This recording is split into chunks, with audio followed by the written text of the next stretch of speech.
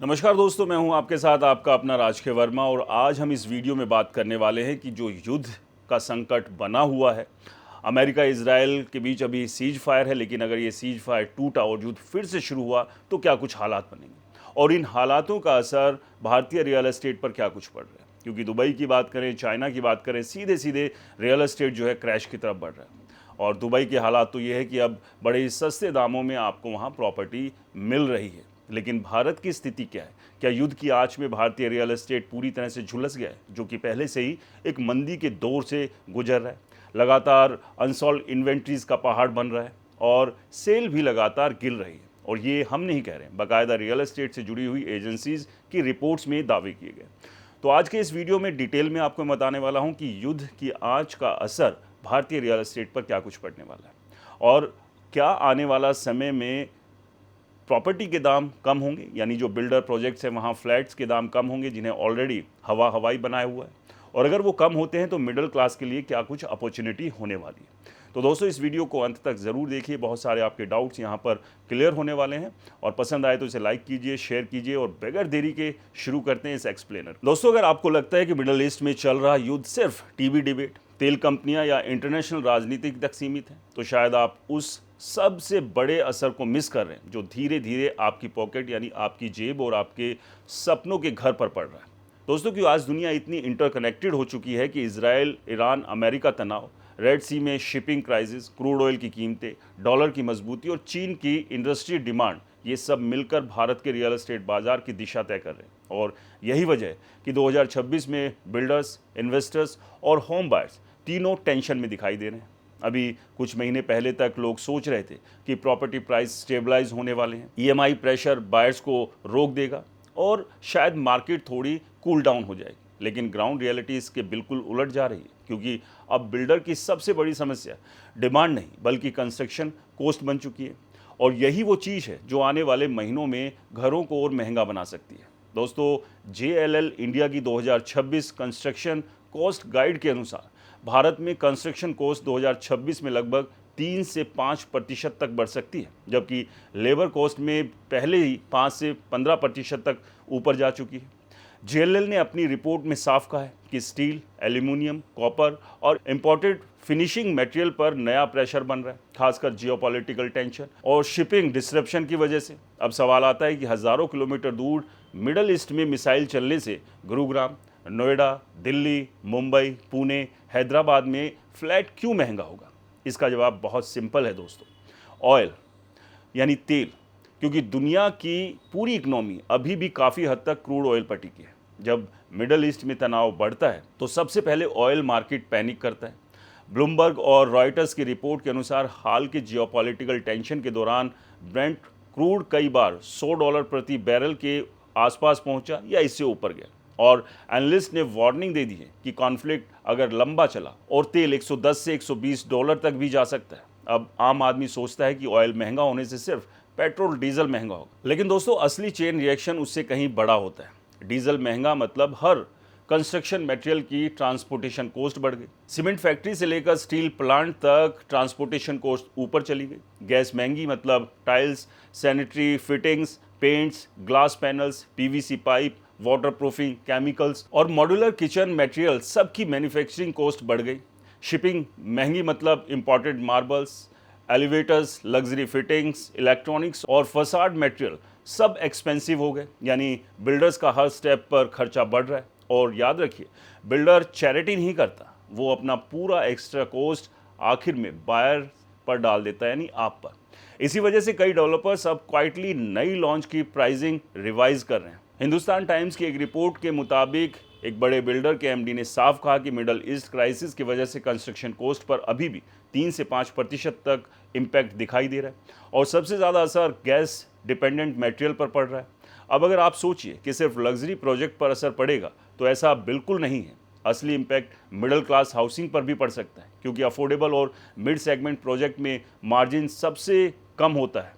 Luxury builder फिर भी price बढ़ाकर कॉस्ट रिकवर कर सकता है, लेकिन मिड इनकम हाउसिंग में बायर पहले ही ईएमआई प्रेशर से जूझ रहा है। दोस्तों, नाइट फ्रैंक इंडिया की रिसेंट मार्केट आउटलुक रिपोर्ट के मुताबिक मेजर इंडियन सिटीज़ में रेजिडेंशियल प्राइस पहले ही कई इलाकों में 8% से 18% तक बढ़ चुके हैं, जबकि इनपुट कॉस्ट प्रेशर लगातार बना हुआ है। यही वजह है कि बिल्डर अब नई लॉन्चेस डिले कर रहे हैं या फेज वाइज कंस्ट्रक्शन मॉडल पर जा रहे हैं, ताकि अचानक बढ़ती लागत का रिस्क कम किया जा सके।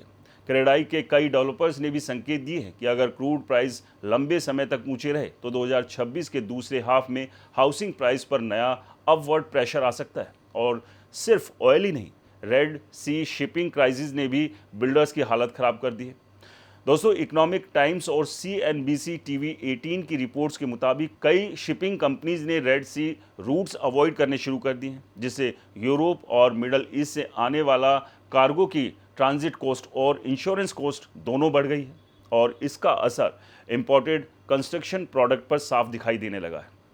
गुरुग्राम और मुंबई जैसे लग्जरी मार्केट में इस्तेमाल होने वाले premium glass, imported stone, smart home system और ब्रांडेड फिटिंग्स अब पहले से ज़्यादा महंगी हो रही है। और जब लग्जरी मार्केट महंगा होता है तो उसका रिपल इफेक्ट धीरे धीरे पूरे मार्केट पर आता है, क्योंकि बिल्डर प्राइसिंग बेंचमार्क ऊपर शिफ्ट कर देते हैं।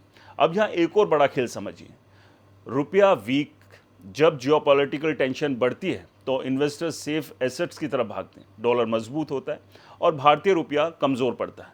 रुपया कमज़ोर मतलब इंपोर्टेड रॉ मटेरियल और महंगा। यही वजह है कि कई एनालिस्ट कह रहे हैं कि अगर क्रूड ऑयल $100 के ऊपर लंबे समय तक बना रहा तो इंडिया का इन्फ्लेशन प्रेशर यानी कि मंदी फिर बढ़ सकती है। RBI को इंटरेस्ट रेट लंबे समय तक हाई रखने पड़ सकते हैं और इसका सीधा असर होम लोन EMI पर पड़ेगा, यानी बायर डबल प्रेशर में आ सकता है। और दोस्तों, एक तरफ घर की कीमत बढ़ेगी, दूसरी तरफ EMI भी, और यही कारण है कि मार्केट में अनसर्टेनिटी बढ़ सकती है। एनरोक की एक रिपोर्ट के अनुसार 2025-26 में डेवलपर्स कॉस्ट एक्सक्लेशन को लेकर सबसे ज़्यादा चिंतित है और कई प्रोजेक्ट्स में प्रोक्योरमेंट स्ट्रेटेजी बदल दी गई है ताकि फ्यूचर प्राइस शॉक से बचा जा सके। अब इंटरेस्टिंग बात यह है कि आम आदमी को ये पूरा क्राइसिस तुरंत दिखाई नहीं देता, क्योंकि बिल्डर शुरुआत में प्राइस धीरे नहीं बढ़ाता। पहले वो ऑफर्स कम करता है, फिर फ्री पार्किंग हटाता है, फिर PLC चार्जेस बढ़ाता है और फिर फ्लोर राइज बढ़ाता है और आखिर में बेस प्राइस बढ़ाता है। यानी बायर को धीरे धीरे महंगाई का एहसास होता है। और यही वजह है कि कई लोग अभी भी कन्फ्यूज़न में हैं कि मार्केट स्लो है, फिर भी प्राइस नीचे क्यों नहीं जा रहे। दोस्तों, क्योंकि इस बार डिमांड से ज़्यादा सप्लाई कॉस्ट मार्केट को कंट्रोल कर रही है। अगर आप NCR मार्केट देखें तो प्रोजेक्ट में पिछले 18 से 24 महीनों में स्टील और cement related cost escalation already pricing में ऐड हो चुकी है। सेविल्स इंडिया और कॉलियर्स जैसे ग्लोबल प्रॉपर्टी कंसल्टेंसीज ने भी वार्निंग दी है कि जियोपॉलिटिकल इंस्टेबिलिटी कंस्ट्रक्शंस इकोनॉमिक्स को पूरी तरह बदल रही है। और अब सबसे बड़ा सवाल, क्या इसका मतलब प्रॉपर्टी मार्केट क्रैश होगा? शायद नहीं, लेकिन इसका मतलब ये ज़रूर है कि अफोर्डेबल हाउसिंग और जेन्युइन मिडिल क्लास बायर के लिए घर खरीदना और मुश्किल हो सकता है, जो पहले से ही मुश्किल बना हुआ है। क्योंकि बिल्डर्स कॉस्ट कटिंग नहीं कर सकते, सरकार सब्साइड इनडेफिनिटली नहीं दे सकती, बैंक हाई राइज लैंडिंग से बच रहे हैं, यानी मार्केट में प्रेशर नीचे नहीं ऊपर बिल्ड हो रहा है। और यही वो पॉइंट है जहां कहानी सिर्फ महंगे घर से आगे बढ़कर दोस्तों लग्जरी मार्केट और NRI मनी तक पहुंचती है। क्योंकि अब सवाल सिर्फ कंस्ट्रक्शन कॉस्ट का नहीं, बल्कि उन बायर्स का भी है जो भारत के लग्जरी प्रोजेक्ट्स को चला रहे हैं। दोस्तों, कहानी का सबसे दिलचस्प और शायद सबसे सेंसिटिव हिस्सा शुरू होता है, क्योंकि भारत का लग्जरी रियल एस्टेट मार्केट आज सिर्फ दिल्ली, मुंबई या गुरुग्राम के अमीर बायर्स पर नहीं चल रहा, बल्कि उसके पीछे बहुत बड़ा पैसा उन NRIs का है जो Dubai, UAE, Saudi Arabia, Qatar, Kuwait, Oman, UK, US और सिंगापुर जैसे देशों में बैठे हैं। और खासकर middle east based Indian investor पिछले कुछ सालों में इंडिया लग्जरी बिजनेस मार्केट के सबसे बड़े गेम चेंजर बन चुके हैं। दोस्तों, अगर आप पिछले 3 से 4 साल का ट्रेंड देखें तो आपको साफ दिखाई देगा कि गुरुग्राम के DLF कमालिया से लेकर मुंबई के sea facing ultra luxury towers और हैदराबाद के ब्रांडेड रेजिडेंसीज तक हर जगह NRI डिमांड ने प्राइस को ऊपर धकेला।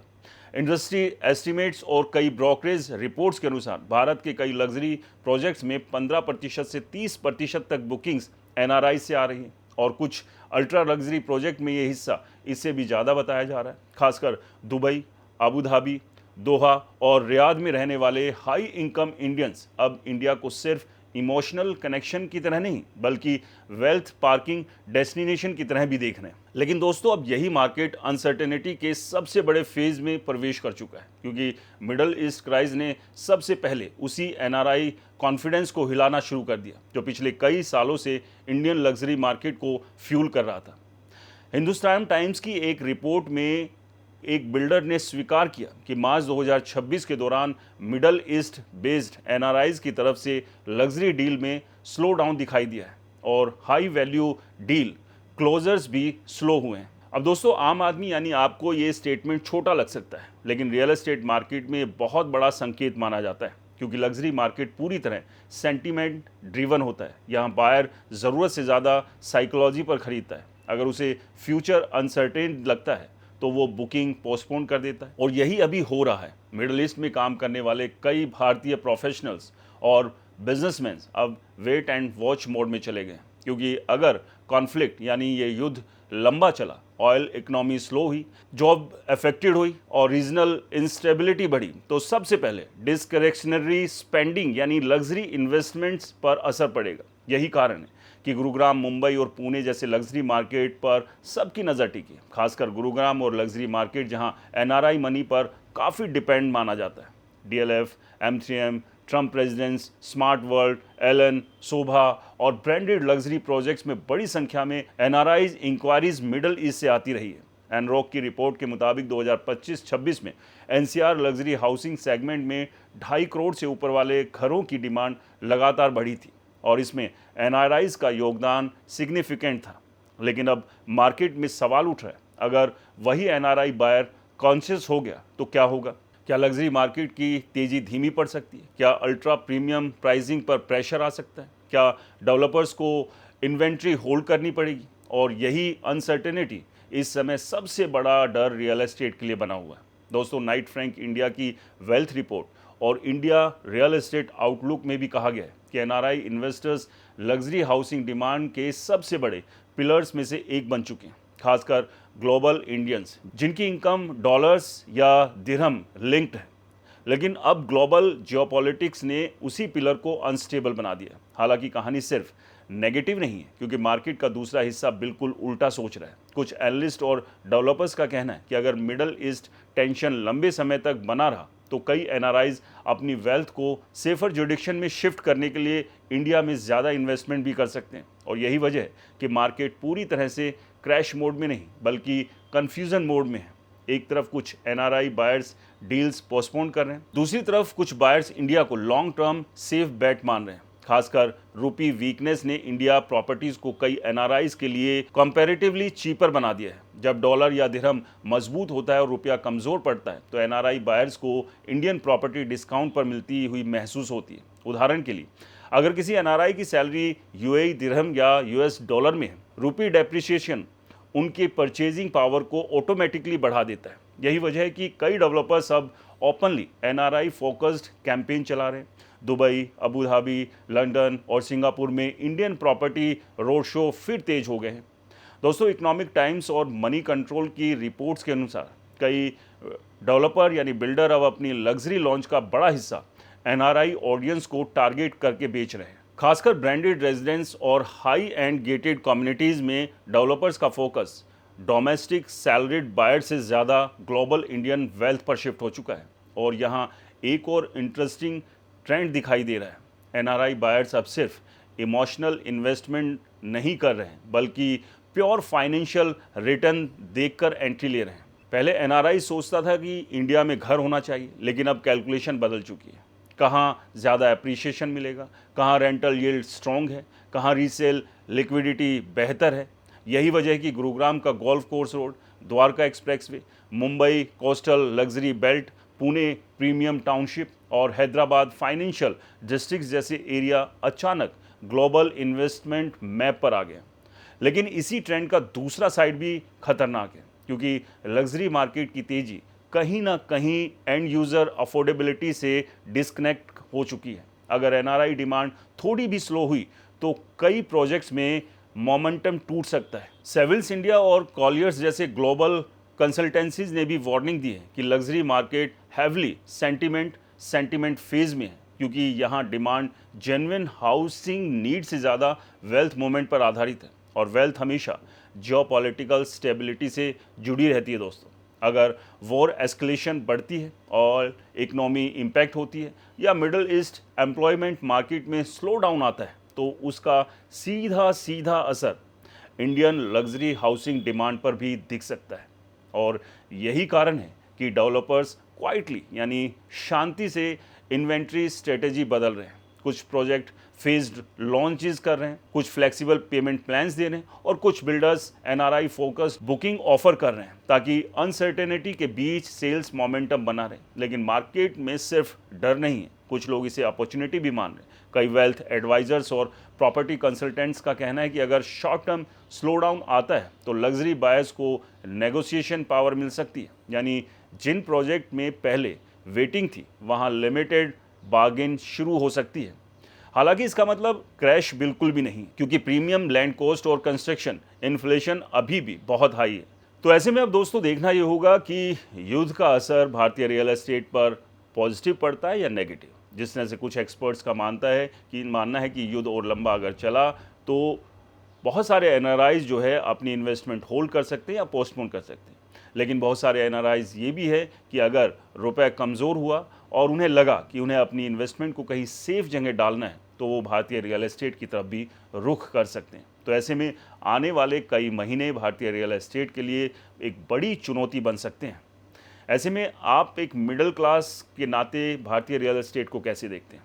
क्योंकि अगर भारतीय रियल एस्टेट पर एनआरआईज और रिच इन्वेस्टर्स का ही कब्जा रहा, तो आप यानी आम आदमी एक मिडिल क्लास के घर का सपना कैसे पूरा होगा? क्योंकि पहले से ही प्रॉपर्टीज़ के दाम तेज़ी से बढ़े हैं या इतने बढ़ चुके हैं कि आम आदमी की पहुंच से दूर हो गए। और ऐसे में ये दाम अगर और बढ़े तो आप समझिए कि अपने घर का सपना सपना ही रह जाएगा। हमें अपनी राय कमेंट बॉक्स में ज़रूर बताएं। वीडियो पसंद आया तो इसे लाइक करें, शेयर करें, और हमारे चैनल को सब्सक्राइब और फॉलो करना बिल्कुल ना भूलें। नमस्कार।